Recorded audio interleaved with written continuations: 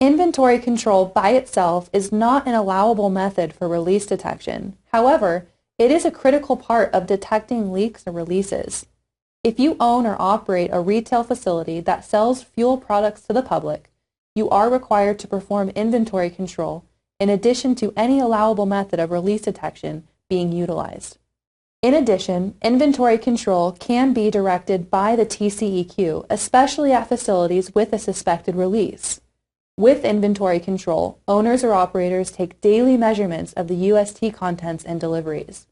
Calculations are made by using the data to find out whether the tank is leaking by comparing the stick inventory or measured inventory with book inventory, the inventory their records say they should have.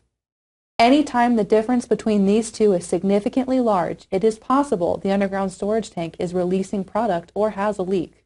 Each of the inventory control steps must be performed consistently as specified in the U.S. EPA Doing Inventory Control Right, November 1993 document. The steps to performing inventory control include: Step 1. Measure the tank's contents. Step 2. Record the amount pumped. Step 3. Record fuel deliveries. Step 4. Calculate daily changes in inventory.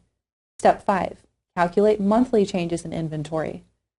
The measurements that you will be using to calculate the changes in inventory are stick inches, stick inventory, start and end, amount pumped, amount delivered, water in the tank, and book inventory. On a daily basis, the owner or operator must measure the contents of the underground storage tank if anyone removes or adds fuel on that day.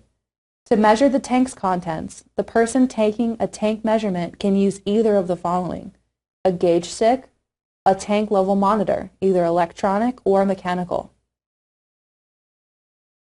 Other equipment needed for performing inventory control includes water or fuel finding paste, inventory forms, tank charts, which are tables for converting the number of inches of liquid in your tanks to the number of gallons.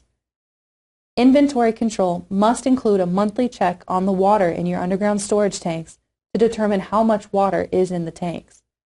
While you should expect to find small quantities of water in your tanks, you must remove it from the USTs as soon as you spot it because it can interfere with dispensing fuel products. There are two types of water finding paste that operators and/or staff can put on the bottom of the gauge stick to check for water: for conventional fuels or ethanol blend fuels. Because the water has the potential to mix with ethanol, separate from the gasoline, and settle to the bottom of the tank, it is important to make sure the paste used is compatible with the product stored in the tank.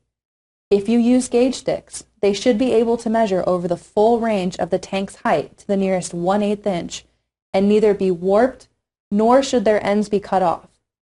Further, they should be made of materials like wood or other non-sparking materials. Record the amount pumped and fuel deliveries. After taking measurements, these are recorded onto daily inventory worksheets. Utilize a daily inventory worksheet, equivalent to the one found in Doing Inventory Control Right, U.S. EPA. Additionally, operators must ensure on a daily operational basis someone records the inventory volume measurements of the regulated substances for inputs, withdrawals, and any leftover amounts in the tank. After taking measurements, they must record them, making any necessary changes to the inventory records. Each time they receive a fuel delivery onto a UST, employees must check how much fuel has been delivered. First, measure the level of liquid product in the tank before delivery. Then, after the fuel has been delivered and the fuel level has had time to stabilize, take the liquid fuel levels once again.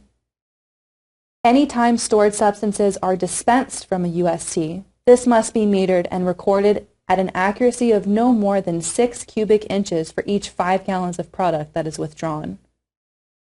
Calculate changes in inventory. In this step of the inventory control, you must copy the measurements recorded onto the daily inventory worksheet to the monthly inventory record. To come up with the changes in inventory, owners and operators have to make calculation based on the data from the monthly inventory record.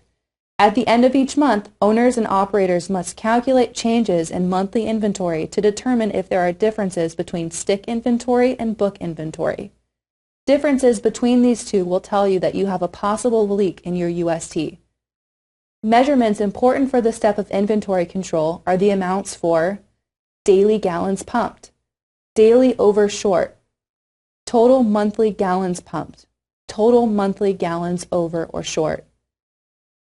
This calculation to determine the changes in monthly inventory is called the math test.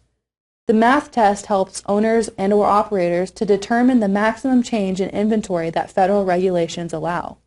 The formula for the math test is total gallons pumped times 1% plus 130 gallons equals a leak check. If the total gallons over or short is larger than the leak check for 2 months in a row, then your tank may be leaking, in which case you must report to the TCEQ within 24 hours that you have a leak and/or a suspected release of fuel products from your UST.